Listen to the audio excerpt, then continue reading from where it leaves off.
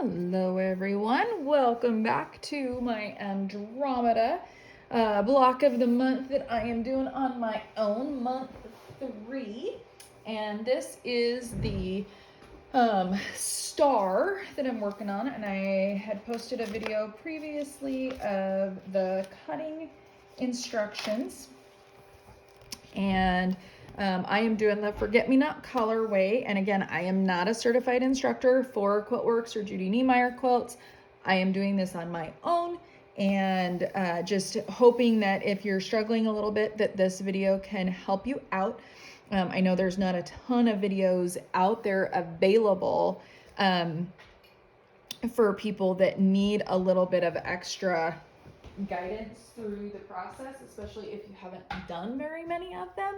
And so just hoping that this helps people out a little bit if they're struggling, or if they just want confirmation that they're doing the right thing.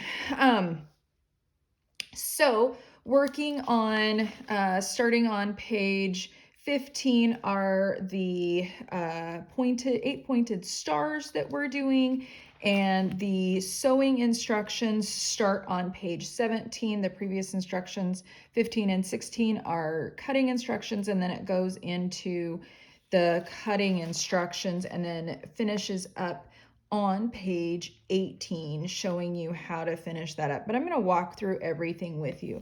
As a reminder, this is the colorway that I'm doing, and so with these 8-pointed blocks, for some people you may have more colors. I actually only have 2 different colors that make up the star, and then 1 color for the background for all of it.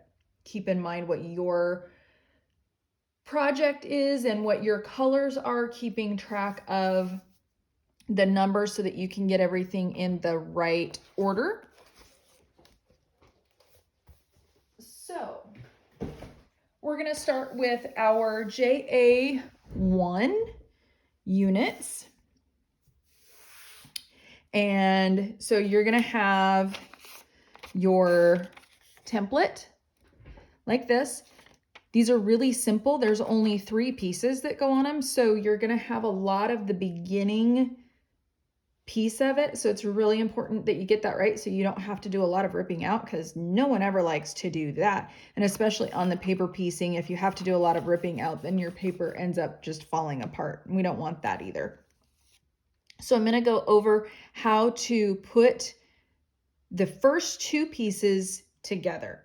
The instructions for her say to trace this dotted line for line 1 onto the back of your paper.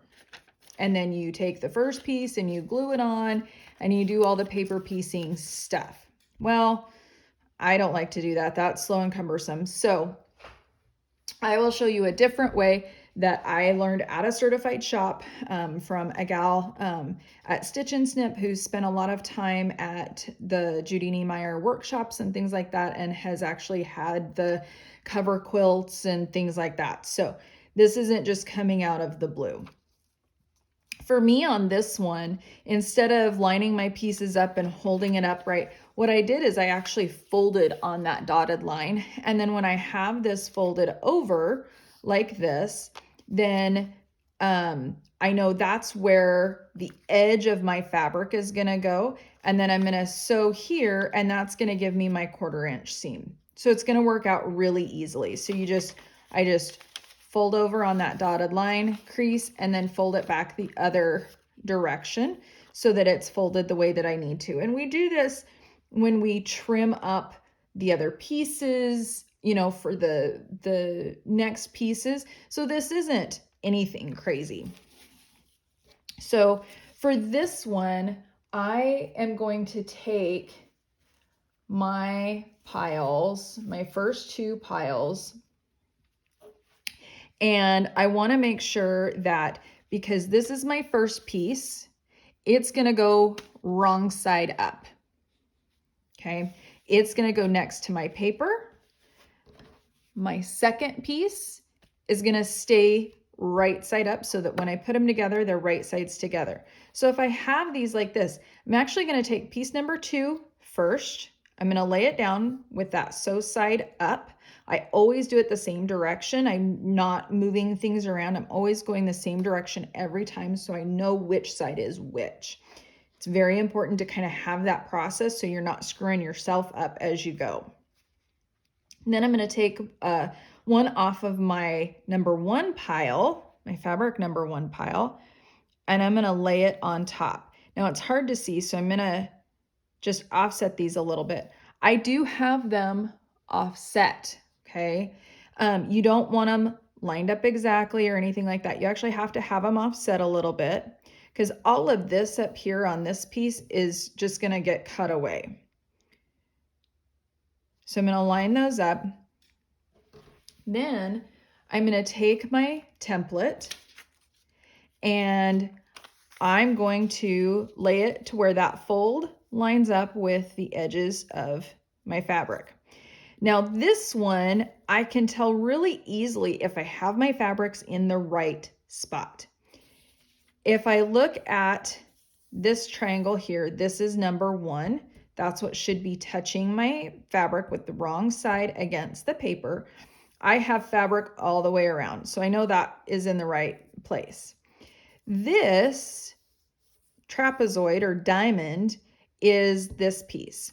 So when I fold it over, that's essentially what I have when I have these two pieces together. So if I look at where that trapezoid is, if I have fabric all the way around, then I know I have that in a good position. And I know that when I iron those open and fold those open, it's going to cover everywhere I need it to cover. You're going to be doing this a lot. I haven't actually counted, but I think there's somewhere around 32 of each of these triangles that we're going to make. So it's a lot. So you're going to be doing this process a lot of times. So get really comfortable with this, and hopefully doing it on this one will help you when you go to do the next ones, because this is the piece that a lot of people struggle with her quilt patterns, is that beginning piece. Now, if you want to do the glue and cut method, you are welcome to do that. To me, that takes a whole lot more time because you're doing a step that you really don't have to. And with this many of them, I don't want to do that. So this works really well. So this is how I do it, and hopefully it works well for you too. So once I have those pieces lined up, I know they're gonna fit, then I can throw this on my machine and stitch along that solid line 1, making sure that my stitch length is shorter so that when I go to rip the paper, I'm not popping my stitches out. So I'm gonna throw that under my machine and stitch that. Once I have that stitched, then I've got my nice 1/4 inch seam. I can iron this open and I have this now, and it's now ready for the 3rd piece. I'm going to take my template plastic or cardstock or whatever it is that you have that is sturdy enough but thin enough to be able to do this next piece.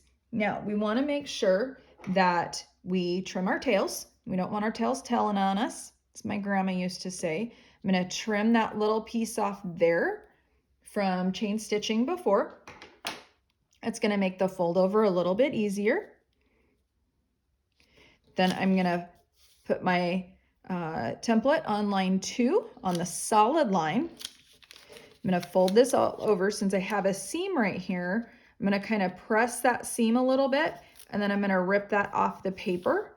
And because I had shorter stitches, it rips out nicely. If it rips a little bit triangle right there, it's not the end of the world, okay? Add a 1/4 ruler. Let that sit right in there. And then I'm going to take my rotary cutter and just trim that up. Now I have it ready for my next piece, okay? It's really that simple. For the next piece,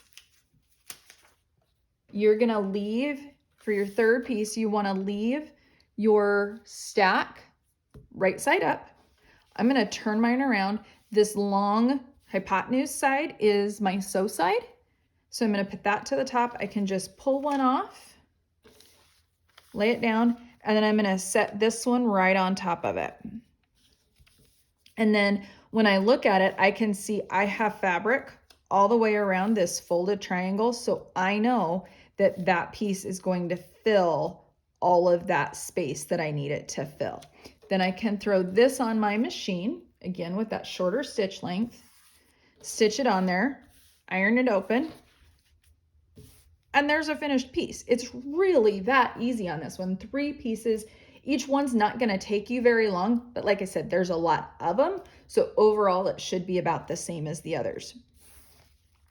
You want to trim these up when you get them done, making sure that you are trimming on the outside bold line, solid line on all of them.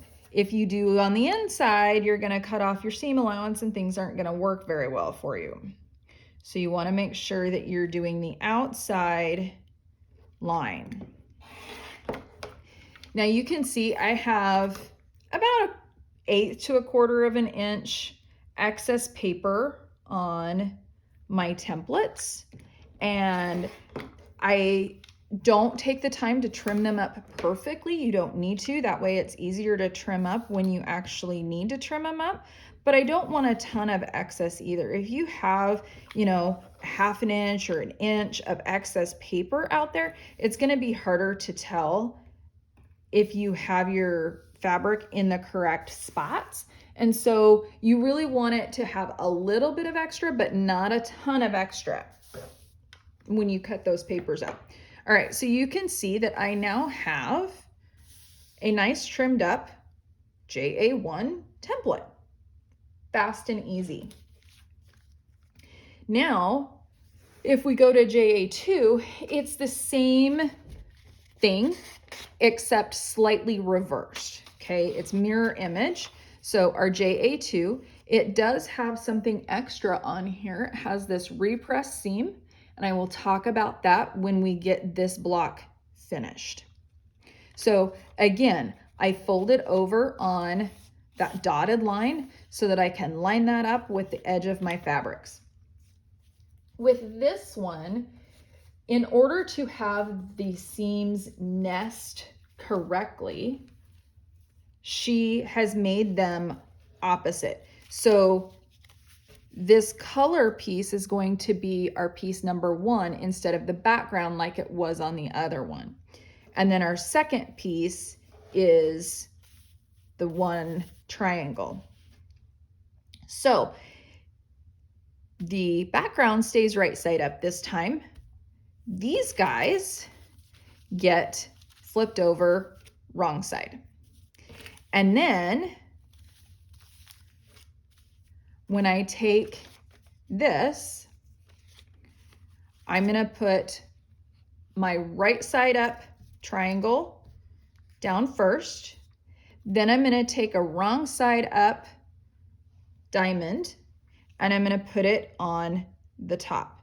Again, somewhat overlapped. You can see it better on this side with the smaller one up. My wrong side up is going to go next to my fabric. Okay, this is piece 1. It goes next to the, or sorry, not the fabric, the paper. Piece 1 is going to go next to my paper. It needs to be wrong side up. If you're working with batiks, generally it's not a big deal if it's flipped one way or the other. Sometimes one side does look a little bit better, but for the most part, you can't tell. If you're working with cottons, it's going to be really important so that you make sure that you have that color out. So then I can line that up again. And again, same thing with this one. I can tell whether or not they're gonna fit where I want them to go. This triangle here, I have fabric all the way around. And because I don't have a ton of excess paper around anywhere, I really have a good visual of that. With my diamond shape, I can see that I have fabric all the way around on either side. I have a little bit more on this side, so I could scooch it over and kind of split that difference a little bit more, making sure that my top sew line is still lined up. But as long as it goes all the way around, it does not matter. So now I have that lined up. I have my diamond on top, my background on the bottom on this one. That's really an important distinction between these two triangles. That's going to let our seams nest together, and I'll show you that in a moment. So then I can throw this one under my machine, iron it open, and I come out with this. And you can see I have fabric all the way around. I have a nice 1/4 inch seam. Everything's good there. So now I'm going to come in and do the same thing. I'm going to trim that tail. I'm going to take my template on line 2. I'm going to fold that over, pop that seam. Nice crease there. I don't want to pull on this too much because I don't want it to get stretched out and go wonky on me.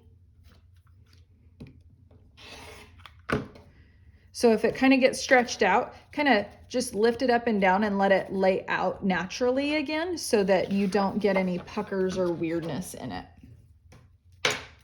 So now this is ready for piece 3, which are these triangles. We want to leave them right side up. Our sew side, again, we want to have, I go towards the top. If to the side works better for you, that's fine. Whatever works for you, as long as you do it consistently so that you don't accidentally do something backwards. If I'm chain stitching and I'm putting a lot of pieces together before I actually stitch them, I know where my sew side is, and I line them up that direction at all times. All right, so right side up, then this guy goes over the top.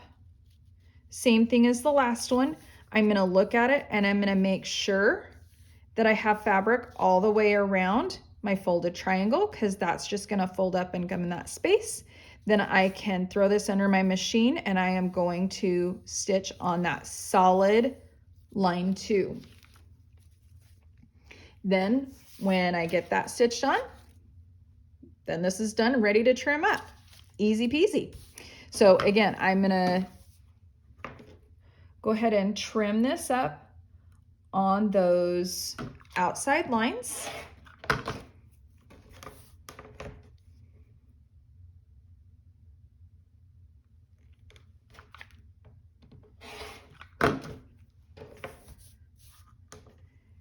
And I'm gonna make sure that I do my smart corners. That's really important, especially on this one. You could leave those and not do those smart corners, but this is gonna reduce your bulk when you go and put all 8 of these triangles together to make that star. And so that's gonna help alleviate some of that bulk. And then I have a finished 2. So again, really quick. Now for this repress seam, what does that mean? So when we go to put these together, we're gonna end up with a star that looks like this. Now, because they're opposite, the way that she did these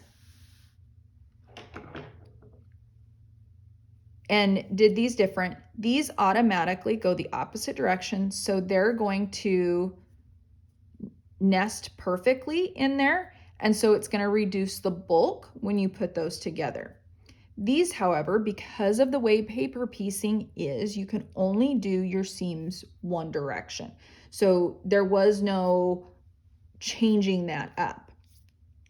So what we have to do is we take the paper off of our JA2, and then we throw this under our iron and we gently repress this to go the other way, hopefully not stretching it and not creating any sort of pucker or anything in this piece. We want it to lay nice and flat, but we need it to go the other direction. Don't use steam if you can help it. Steam's gonna cause it to stretch more. Remember, these are on the bias now. You've got a lot of bias stretch to this, and we don't want to stretch these out. I suggest doing this only when you're ready to get them put together so that you don't handle them too much and create more stretch in that. Okay, so you're gonna have pieces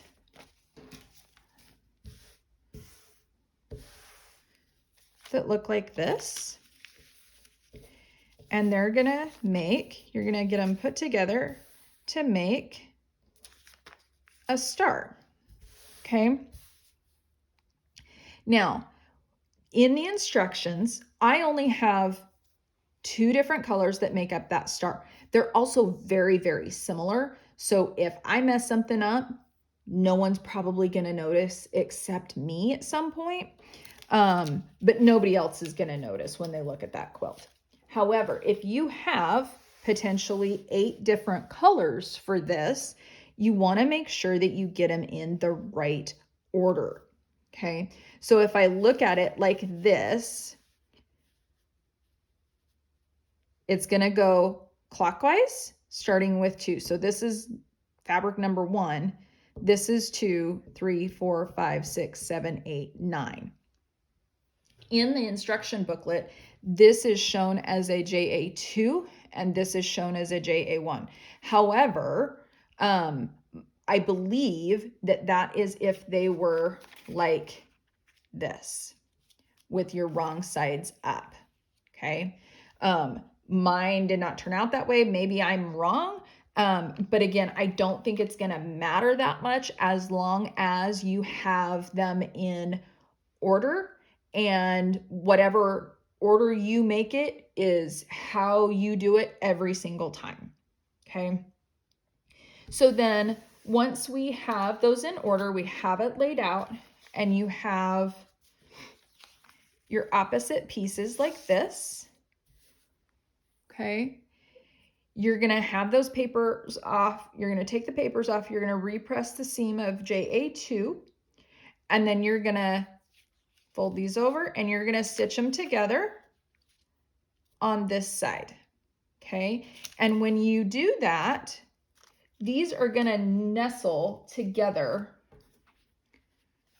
really well. I don't know if you can see that, but this seam goes this direction, this side, the seam goes this direction. So those are just gonna settle in really nicely, and you're gonna get a nice clean point right there if you have it that way. Make sure that you match that smart corner and then the edges so that when you open it up, it's a nice bigger triangle. You're gonna do that for all of them. And then you have these 2 triangles that you wanna put together. We are not going to put together a block. We're not gonna do this square block. We're gonna leave it 2 separate triangles. And that's so that we're gonna attach these triangles to other pieces so that we don't have Y seams. And then when we put all those bigger pieces together, then this star will come together. So then by repressing these guys, those nestle in nicely.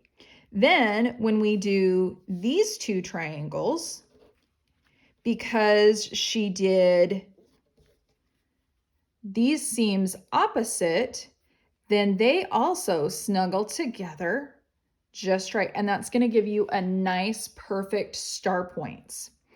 Now, you can pin these, making sure that you match your smart corner and your smart corner on your background as well.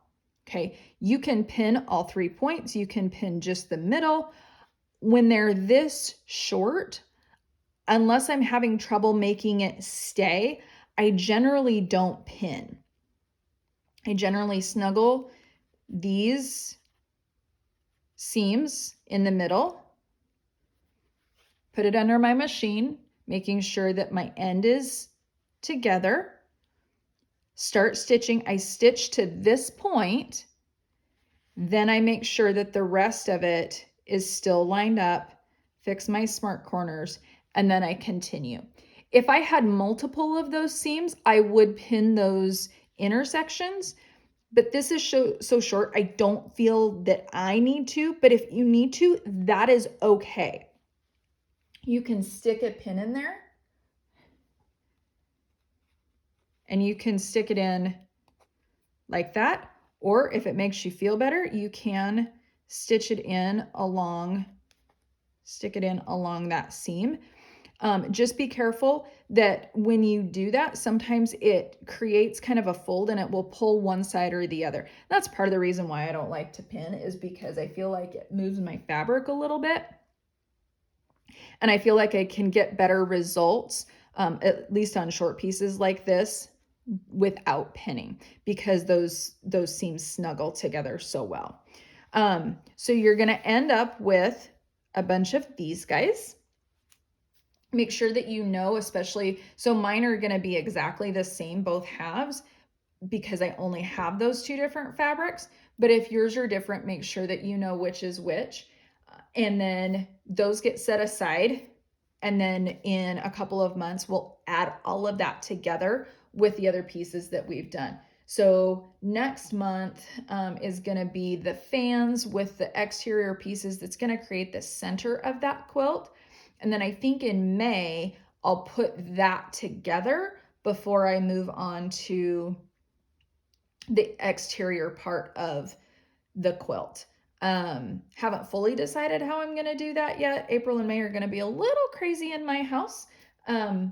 But that's okay. That is life. June will probably be busy too, especially with gardening and all of that going on. But I will still do the videos.